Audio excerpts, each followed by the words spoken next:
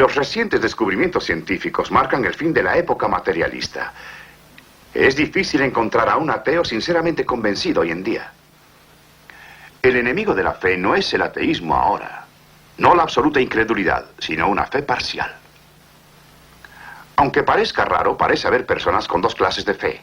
Una que reservan para valores que juzgan absolutos. 2 por 2 igual a 4. La ley de la gravedad. Y otra a la que le dicen fe religiosa, que es un retroceso casi del mundo real al mundo de la fantasía. Al parecer tienen dividido en dos el cerebro. Y así ponen la ciencia de un lado, la religión del otro y un muro de por medio. No se atreven a remover el muro, figurándose que su fe puede desaparecer si se enfrenta a la realidad. Dicho con indulgencia, tal fe no tiene convicción. Solo una fe basada en la honestidad puede sobrevivir y proporcionar el baluarte tan necesario para una nación o un individuo. Oigan, ¿han visto alguna vez 1.000.000 de voltios de electricidad de alta frecuencia?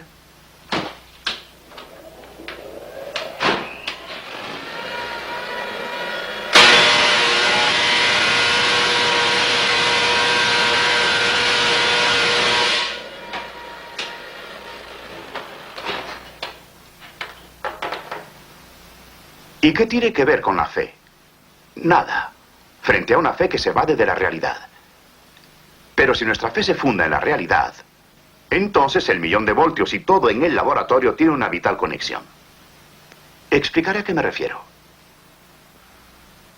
En el capítulo 3 del Evangelio de San Juan leemos sobre un hombre llamado Nicodemo.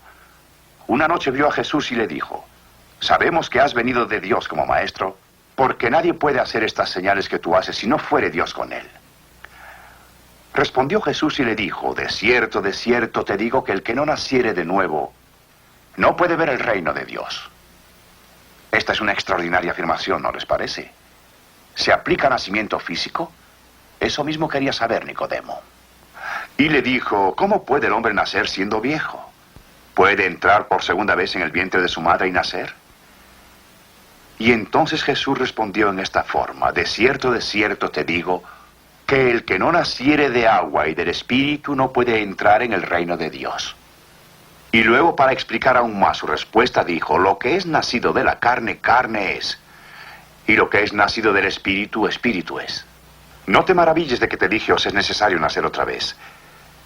El viento sopla de donde quiere y oyes su sonido, pero no sabes de dónde viene ni a dónde va. Así es todo aquel que es nacido del Espíritu. Hay 3 hechos básicos en lo que acabamos de leer.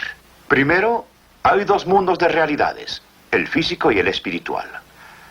Segundo, uno de ellos, el mundo espiritual, no puede ser visto ni conocido solo por los sentidos físicos. Y tercero, para poder penetrar o ver este mundo de realidad espiritual, debe verificarse en nosotros un cambio tan fundamental y profundo que mejor será llamarle nuevo nacimiento. ¿Lo cree usted? Hace unos años, muy comúnmente, mucha gente opinaba: no creeré en nada que no vea o registre en mis sentidos físicos. Hoy en día se considera esta actitud poco científica. Los modernos métodos científicos manipulan dimensiones muy reales, más allá del alcance de nuestros sentidos. ¿Se dan cuenta que a nuestra más preciosa posesión no la podemos ver, medir ni pesar? Ahora se puede saber exactamente la composición química del cuerpo humano. Por medios especialmente precisos saber cuánto calcio, hierro y fósforo hay. Cuantificar en forma exacta los elementos químicos presentes en un cuerpo. Si poco antes de un deceso cuantificamos su cantidad y luego lo hacemos momentos después del deceso, algo nos va a faltar, obviamente. Nuevamente será algo que no se logrará ver, medir ni pesar. Esa parte es la vida. Esta es una mano. No constituye todo mi ser. Si me la cortan, queda íntegro mi yo, igual que si me cortan el brazo. Por supuesto, si continúan mutilándome, acabarán conmigo, pero mi cuerpo no es la esencia de mi yo. Es un albergue. Lo que en realidad somos usted y yo, nadie lo ha visto. La moderna química puede hacer maravillas. Supongo que hoy en día un buen químico en un laboratorio de primera pudiera hacer un huevo. Químicamente hablando, sería un exacto duplicado de un huevo. Se vería igual y olería igual de feo si se dejara pudrir. Pero aunque se incubara por toda la eternidad, no empollaría. Es que no logra la ciencia poner el pollito dentro del huevo. Eso nos remonta al viejo interrogante de qué fue primero, si el huevo o la gallina. Muchos dirán que es obvio que la gallina, si no, ¿de dónde vino el huevo? Otros que el huevo, si no, ¿de dónde vino la gallina? Plantéese esta cuestión remontándose todo lo que quiera, pero no podrá evadirse de la última respuesta evidente. Dios fue primero. E inmediatamente entrará al otro reino. Uno de los descubrimientos más fascinantes de la ciencia moderna es que no hay nada que se aproxime siquiera a lo que llamamos solidez total. Hablamos de sólidos, líquidos y gases. Pero estos términos describen propiedades superficiales y no básicas de la materia. Toda materia, no importa su estado, está compuesta de partículas invisibles llamadas átomos, los cuales tienen otras partículas. El aire que respiramos, aunque invisible, es tan real como la madera o el metal, porque está compuesto de las mismas partículas. Es la disposición de estas partículas y las fuerzas que las mantienen unidas las que le confieren a una sustancia sus propiedades. El aire, por ejemplo, está compuesto principalmente por átomos de oxígeno y de nitrógeno. Si ahora reemplazamos los átomos de nitrógeno por átomos de helio, esta nueva atmósfera tendrá algunas propiedades del aire, pero presentará notables diferencias. A saber, el sonido viaja más rápido cuanto más ligero es un gas. El helio es, desde luego, más ligero que el nitrógeno. Voy a llenarme los pulmones con este gas a ver si ustedes notan alguna diferencia.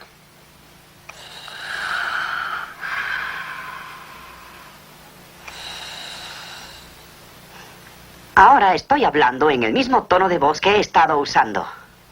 La diferencia que notan se debe al hecho de que aspiré una mezcla de oxígeno y helio que es más ligera que el aire. Y por supuesto mi voz se atipla, pero respiraré un poco ahora. Y al hacer esto, mi voz va bajando de tono paulatinamente a lo normal. Vean ahora. Mi voz regresa a lo normal. Saben, si quieren divertirse un poco, llamen a uno de sus amigos que se precie de ser hombre de pelo en pecho, pídanle respirar esto y cantar Doña Blanca está cubierta. Verán que los resultados son extraordinarios. Si ponemos un pedazo de acero cerca de un imán, decimos que el acero se ha transformado imantándose. Pero, ¿qué es lo que en realidad ha pasado? Poniendo el trozo de acero en el interior de una bobina conectada a un amplificador, si aproximamos el acero a un imán, escucharemos muy claramente algo que sugiere movimiento. Escuchen. Atención.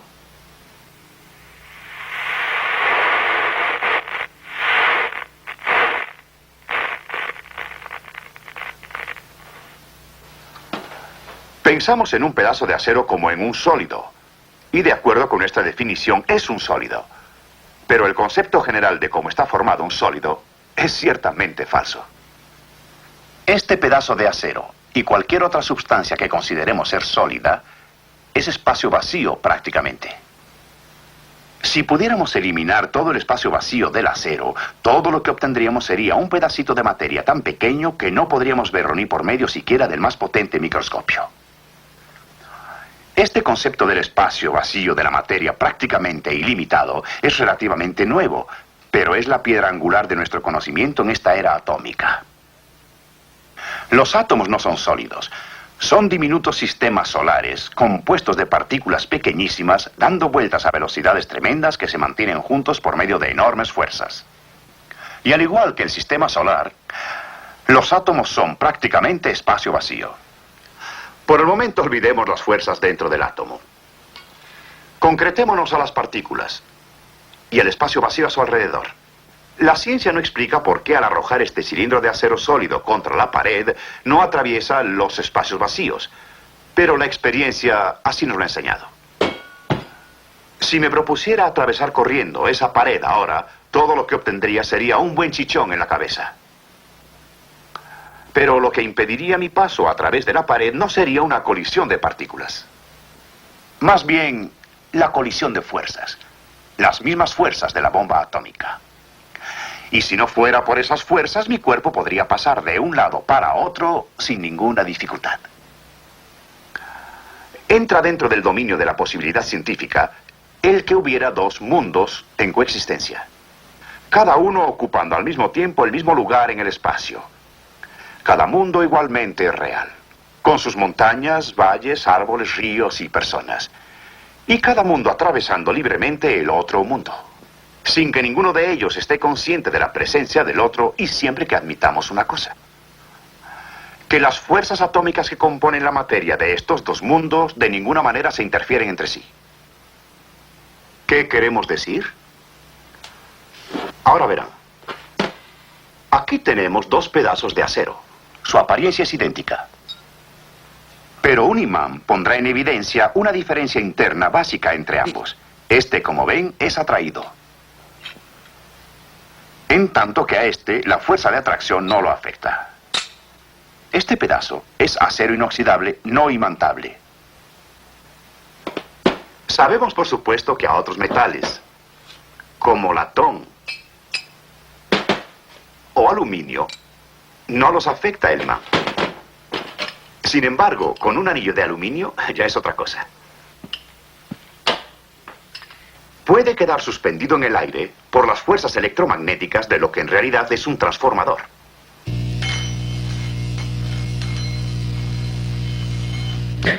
El anillo actúa en efecto como una espiral en corto secundaria. Mientras más pequeño es el anillo, más violentamente actúa.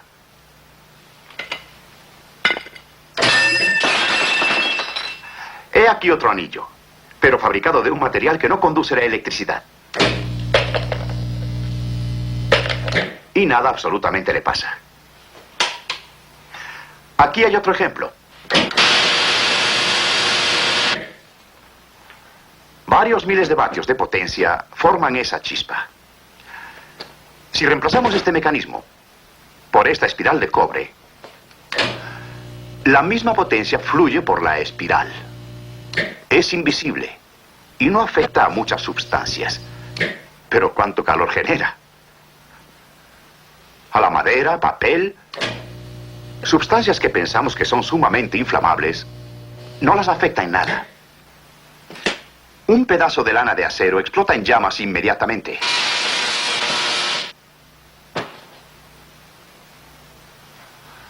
¿Han frito en una estufa sin calor un huevo?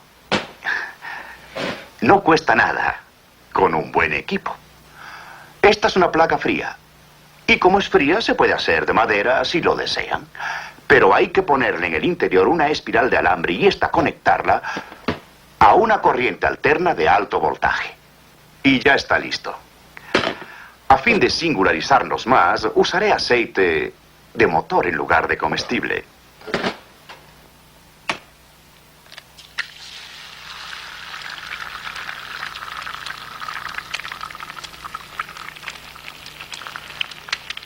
El huevo se fríe rápidamente, mientras la estufa permanece fría en absoluto.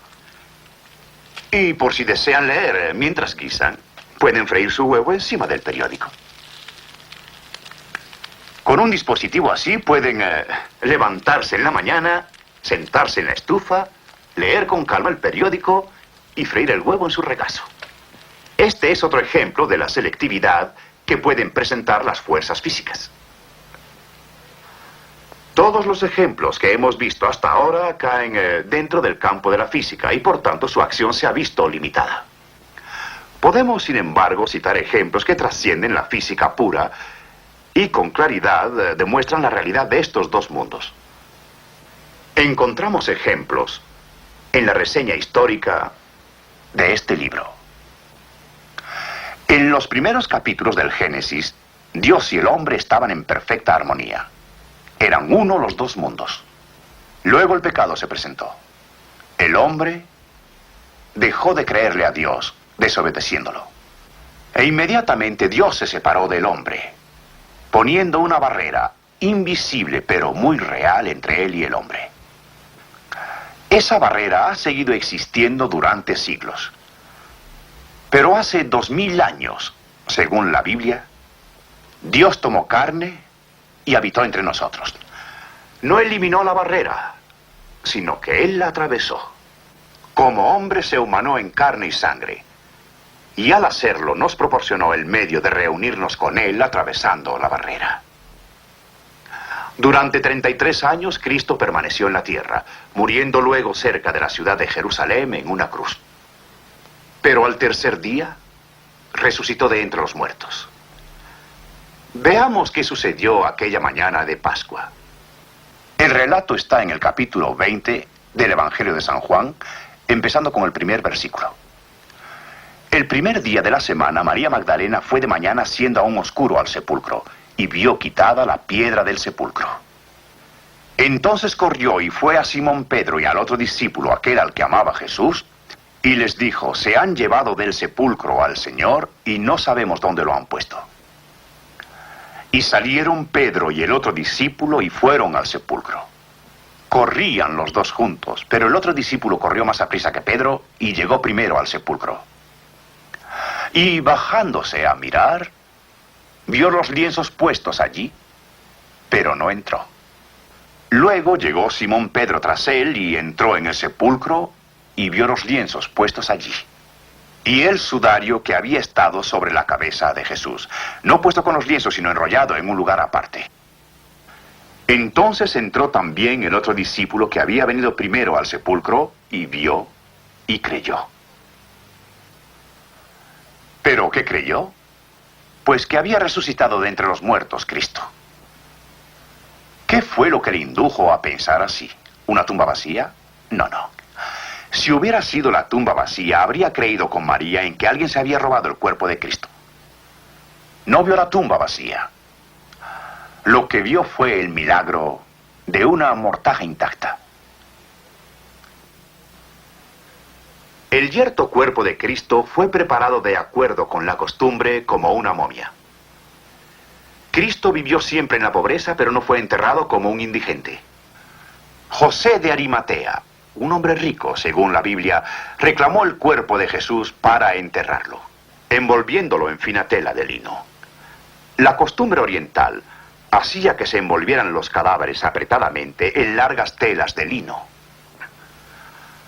Cuando Cristo resucitó, tenía un cuerpo espiritual, no sintonizado con el mundo material, y así abandonó la mortaja, elevándose y dejando la tela hueca, hundida, vacía. Se podrá decir: bueno, está bien, pero ¿por qué estaba la piedra quitada del sepulcro? No fue a fin de que él saliera, más bien para que entraran, vieran y creyeran sus discípulos, volviéndose testigos oculares de un hecho de enorme importancia.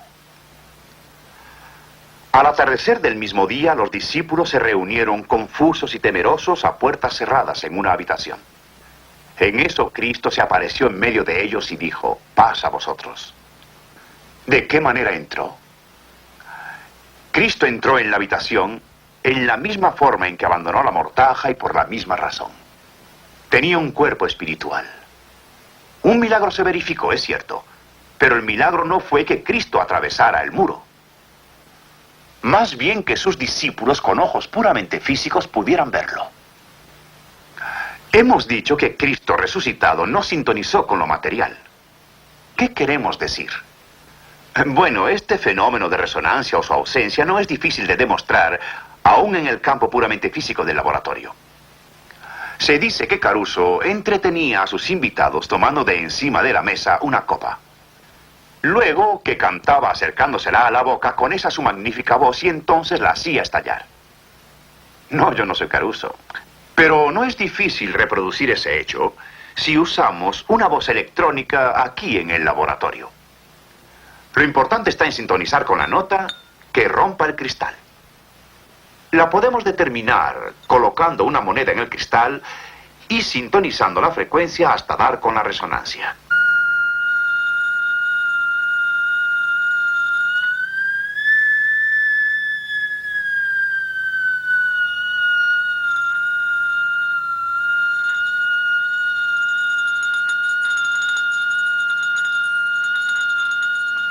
A esta frecuencia, si aproximamos al haz de sonido, la copa estallará enseguida.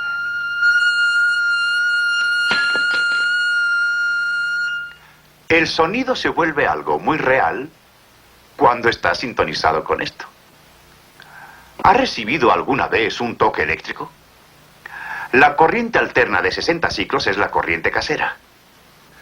Introduzca su dedo en un enchufe eléctrico. Verá qué sacudida. Está usted sintonizado. Echaré otra ojeada al 1.000.000 de voltios.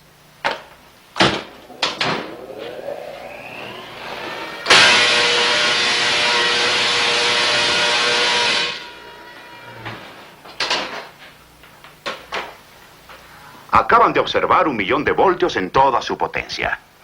Si fueran 60 ciclos de corriente alterna y la carga pasara por mi cuerpo a tierra, el resultado sería de necesidad fatal. Pero modificando la frecuencia de 60 ciclos a 65.000 ciclos, el cuerpo humano soportará una potencia considerable. Utilizamos la esfera de aluminio arriba del transformador como punto de descarga para el alto voltaje. Con ayuda del señor Metzger, me pondré en contacto directo con este transformador eléctrico. Permitiré que el voltaje atraviese mi cuerpo y salga por mis dedos.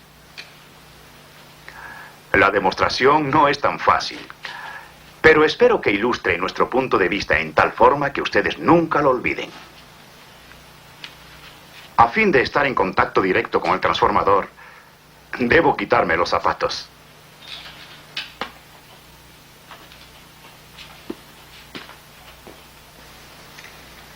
Es necesario que proteja las puntas de mis dedos con casquillos metálicos terminados en punta para evitarme quemaduras y disponer de un sistema de descarga para el alto voltaje.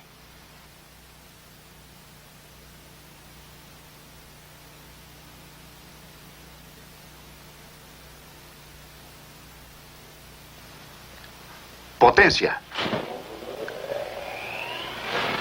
Luces. Ahora. ¡Basta! Si existe alguna duda en su mente sobre la cantidad de potencia que atravesó mi cuerpo, creo que la siguiente demostración responderá a su pregunta. Se requiere potencia para incendiar este pedazo de madera. ¿Potencia? ¿Luz? Pónganla.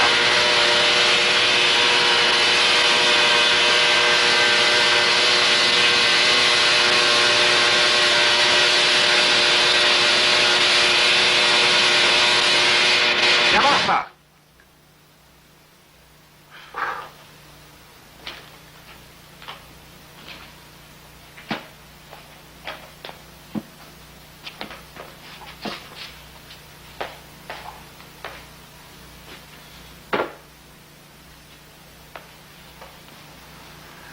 Hay dos razones por las que debemos volver a nacer. Discutimos una. El hombre no está en armonía con Dios. Los separa un muro tan intangible como invisible. Pero hay otra razón de igual importancia. El hombre no está solo en discordancia con el cielo. Más todavía, la órbita del pecado en la que gira acarrea el juicio divino. Cuando Cristo dijo, os es necesario volver a nacer, no era solo charla. Era una afirmación de profundo significado. Una afirmación que, como hemos visto, se ha anticipado a los descubrimientos más recientes de la ciencia. Pero lo que es aún más importante, se ha anticipado a la necesidad más ingente y básica del alma humana. En vista de estos hechos, la pregunta más importante que cualquiera puede hacer es aquella que Nicodemo le planteó a Cristo. ¿Cómo se puede volver a nacer? La respuesta a esa pregunta es el mensaje de este libro. Desafortunadamente, el hombre tiene sus ideas al respecto. Y el concepto más común es que no necesitamos volver a nacer. Si no matamos, tratamos bien a nuestros vecinos y no hacemos ningún mal, todo está bien. Pero Dios dice, no, debéis volver a nacer. Un cambio radical debe transformar al hombre en su naturaleza, sus ideas, su vida, y un día aún en la propia sustancia de su cuerpo. Y Dios lo designa nuevo nacimiento. ¿Cómo volver a nacer? De nuevo está aquí, en el mensaje de este libro, la Biblia, y la respuesta a la pregunta es de grandiosa simplicidad. Se puede resumir en un versículo. San Juan capítulo 1. Mas a todos los que le recibieron, a los que creen en su nombre, les dio potestad de ser hechos hijos de Dios. Casi me parece oír un suspiro de alivio y alguien que dice, si es tan solo eso, todos creemos en Cristo. ¿Están seguros?